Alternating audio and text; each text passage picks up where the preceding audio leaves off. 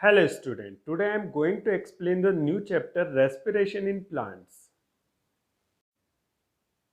What is the respiration? Respiration is process of oxidation by which food material are oxidized to produce CO2, water and energy. तो respiration क्या है? Oxidation process है जिसमें जो food material होता है वो ऑक्सीडाइज होकर क्या प्रोड्यूस करता है? CO2, वाटर और एनर्जी प्रोड्यूस करता है। तो इस पूरी प्रोसेस को कहते हैं respiration. Respiration is the process of oxidation of organic food material inside the cell. Cell के अंदर जो ऑर्गेनिक फूड मटेरियल होते हैं वो in the presence of oxygen क्या होते हैं?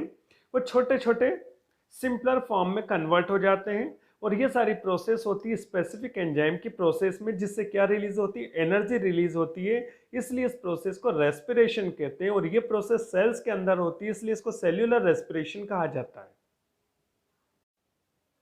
Differences between the respiration and combustion.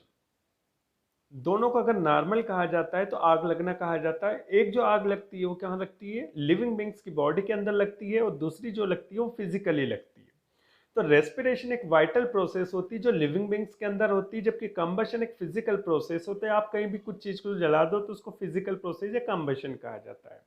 Respiration की प्रोसेस सेल्स के अंदर होती है, इसलिए इसको सेल्यूलर प्रोसेस कहते हैं, जबकि कंबशन की प्रोसेस नॉन सेल्यूलर प्रोसेस होती है, आउटसाइड ऑफ सेल्स होती है। रेस्पिरेशन की प्रोसेस बॉडी टेम्परेचर पर होती है, जबकि कंबशन की प्रोसेस बहुत हाई टेम्परेचर पर होती है। रेस्पिरेशन एक बायोकेमिकल प्रोसेस है, जबकि कंबशन जो होती है फिजियोकेमिकल प्रोसेस होती है। रेस्पिरेशन जो कंट्रोल प्रोसेस होती है, जबकि एक बार आग लग जाती है तो अनकंट्रोल प्रोसेस हो जाती है। रेस्पिरेशन की प्रोसेस में बहुत सारे एंजाइम पार्टिसिपेट करते हैं, जबकि कंबशन में कोई एंजाइम की रिक्वायरमेंट नहीं होती है। रेस्पिरेशन में higher amount of energy produce होती है, जिसको स्टोर किया जाता है एटीपी के अंदर, जबकि कंबशन के अंदर जो एनर्जी रिलीज होती है उसका यूटिलाइजेशन नहीं होता है। कंपनसेशन पॉइंट या CP, a situation of equilibrium between the release of O2 in photosynthesis and its consumption in respiration। जो फोटोसिंथेसिस की प्रोसेस में O2 रिलीज होती है उसको इनटेक किया जाता है, किसके अंदर? ब्रीथिंग प्रोसेस के अंदर ह्यूमन बींग्स के द्वारा किया जाता है। और ह्यूमन बींग्स जो होते हैं इनटेक करते हैं O2 का तथा आउटटेक करते हैं, रिमूवल करते हैं CO2 का। तो आउटटेक और इनटेक की जो प्रोसेस होती है, आउटटेक क्या जो किया जाता है CO2, और इनटेक क्या किया जाता है O2, इनका जो रेशियो होता है उसको कंपनसेशन पॉइंट कहा जाता है, और इसको डिनोटेट किया जाता है सीपी के द्वारा।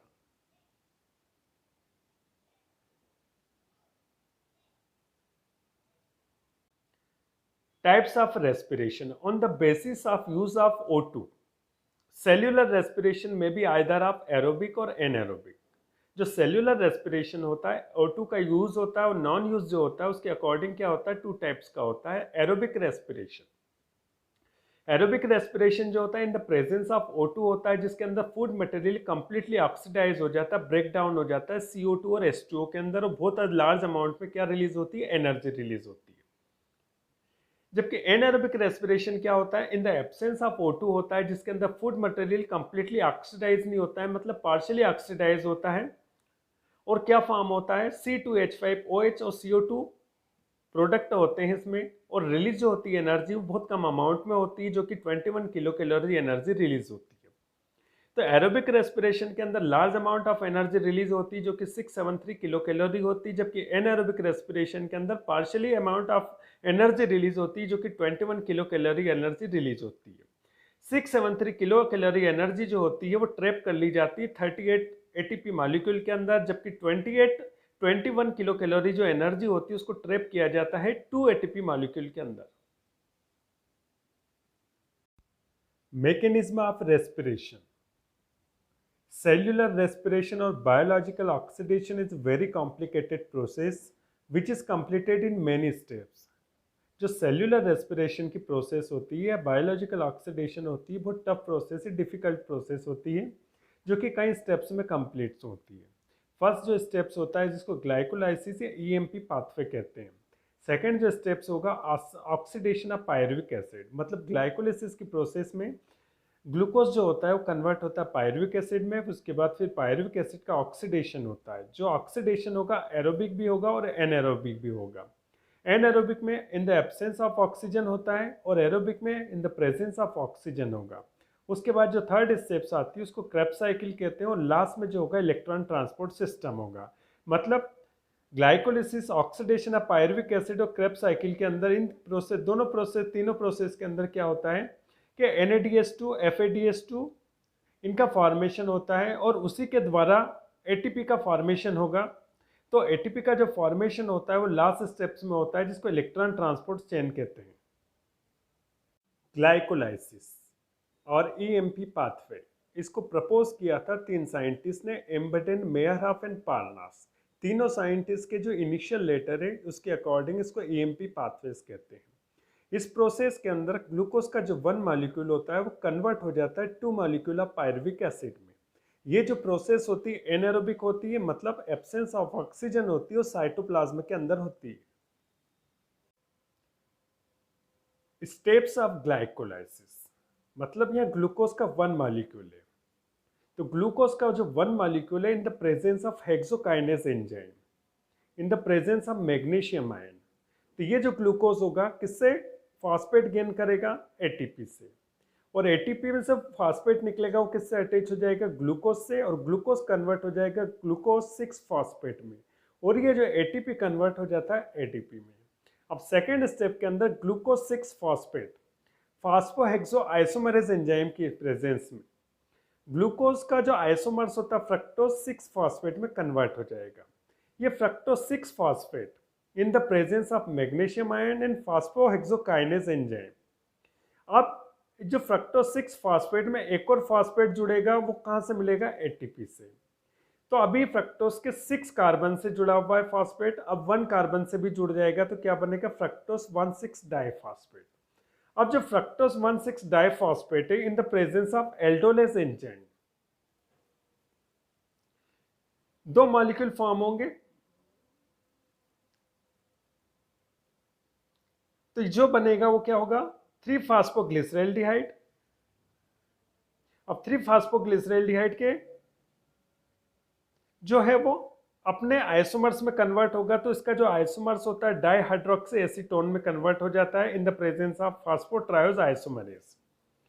उसके बाद फॉस्फोग्लिसरैल्डिहाइड जो है in the presence of phosphoric acid किस में कन्वर्ट हो जाएगा, 1,3-डाइफॉस्फोग्लिसरैल्डिहाइड में, और कितने मॉलिक्यूल फॉर्म हो जाएंगे, 2 मॉलिक्यूल। मतलब ग्लूकोज अभी यहाँ कितना था, 1 मॉलिक्यूल था, अब जो 1,3-डाइफॉस्फोग्लिसरैल्डिहाइड के कितने मॉलिक्यूल कन्वर्ट हो गए, 2 मॉलिक्यूल में कन्वर्ट हुआ। तो 2 मॉलिक्यूल कैसे बने, क्योंकि एक जो बना वो क्या बना, 3-फॉस्फोग्लिसरैल्डिहाइड, और दूसरा क्या बना था, डाइहाइड्रोक्सी एसीटोन फॉस्फेट। अब ये जो 3-फॉस्फोग्लिसरैल्डिहाइड 1 मॉलिक्यूल बनाएगा तो 1,3-डाइफॉस्फोग्लिसरैल्डिहाइड हो जाएगा, और एक इसका जो बनेगा तो 1 और 1 कितने हो जाएंगे, 2 मॉलिक्यूल्स ऑफ 1,3-डाइफॉस्फोग्लिसरैल्डिहाइड हो जाएंगे। 2 मॉलिक्यूल ऑफ 1,3-डाइफॉस्फोग्लिसरैल्डिहाइड, ये जो in the presence of diphosphoglyceraldehyde dehydrogenase enzyme की प्रेजेंस में, अभी ये डीहाइड्रोजिनेज एंजाइम है तो इसके अंदर से हाइड्रोजन को रिलीव करेगा। अब जब हाइड्रोजन निकलेगी वो किससे ऐड हो जाएगी, NAD के साथ, और ये NAD रिड्यूस होकर क्या बना लेगा, 2NADH2 में कन्वर्ट हो जाएगा, और 1,3-डाइफॉस्फोग्लिसरैल्डिहाइड किस में कन्वर्ट हो जाएगा, 1,3-डाइफॉस्फोग्लिसरिक एसिड में। अब 1,3-डाइफॉस्फोग्लिसरैल्डिहाइड वापस इसमें क्या होगा, in the presence of phosphoglyceric transphosphorylase enzyme in the presence of magnesium ion. तो यहां पे क्या होगा कि जो इसमें से फॉस्फेट निकलेगा वो फॉस्फेट कौन गेन करेगा, 2 मॉलिक्यूल ऑफ ADP, और ADP 2 फॉस्फेट को गेन करके किस में कन्वर्ट हो जाएंगे, 2 ATP में, और 1,3-डाइफॉस्फोग्लिसरिक एसिड कन्वर्ट हो जाएगा किसमें, 2 मॉलिक्यूल ऑफ 3-फॉस्फोग्लिसरिक एसिड में। अब जो 3-फॉस्फोग्लिसरिक एसिड है in the presence of phosphoglyceromutase enzyme की प्रेजेंस में कन्वर्ट हो जाएगा 2-फॉस्फोग्लिसरिक एसिड में। Two phosphoglyceric acid in the presence of enolase enzyme, तो 2-फॉस्फोग्लिसरिक एसिड में से रिलीज क्या होगा, वाटर, और 2-फॉस्फोग्लिसरिक एसिड किस में कन्वर्ट हो जाएगा, 2-फॉस्फोइनोल पायरुविक एसिड में। अब two phosphoenol pyruvic acid in the presence of pyruvic kinase enzyme, अब इसमें से जो फॉस्फेट निकलेगा वो कौन गेन करेगा, ADP, और ADP फॉस्फेट गेन करने के बाद किस में कन्वर्ट हो जाएगा, ATP में, और 2 फास्फोइनोल पायरुविक एसिड किस में कन्वर्ट हो जाएगा, पायरुविक एसिड में, जिसके कितने मॉलिक्यूल बनेंगे, 2 molecule.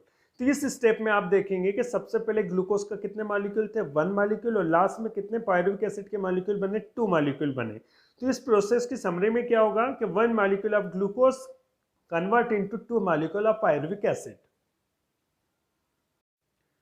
Net gain of ATP in glycolysis. अब देखते हैं कि पूरी ग्लाइकोलाइसिस की प्रोसेस में कितने एटीपी का नेट गेन होता है।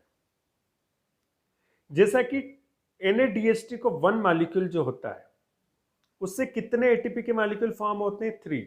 तो यहाँ पर NADH2 के कितने मॉलिक्यूल, 2 हैं, तो कितने एटीपी फॉर्म होंगे, या 6। दूसरा, इस स्टेप में 2 बार एटीपी में कन्वर्ट हो रहे हैं, तो ये कितने हो गए टोटल, 2 एटीपी 2 एटीपी, तो टोटल कितने एटीपी बने पूरी ग्लाइकोलाइसिस की प्रोसेस में, 10 एटीपी। लेकिन जो 2 एटीपी का यूज हुआ है स्टार्टिंग में, तो 10 में से 2 माइनस कर देंगे तो नेट गेन कितने का हो रहा है, 8 एटीपी का हो रहा है। तो एक ग्लाइकोलाइसिस की प्रोसेस के अंदर नंबर ऑफ एटीपी का जो नेट गेन होता है वो 8 एटीपी होता है, लेकिन टोटल कितने बनते हैं, 10 एटीपी। लेकिन 2 का यूटिलाइजेशन होता है, तो नेट गेन कितना हुआ, 8 एटीपी का होता है।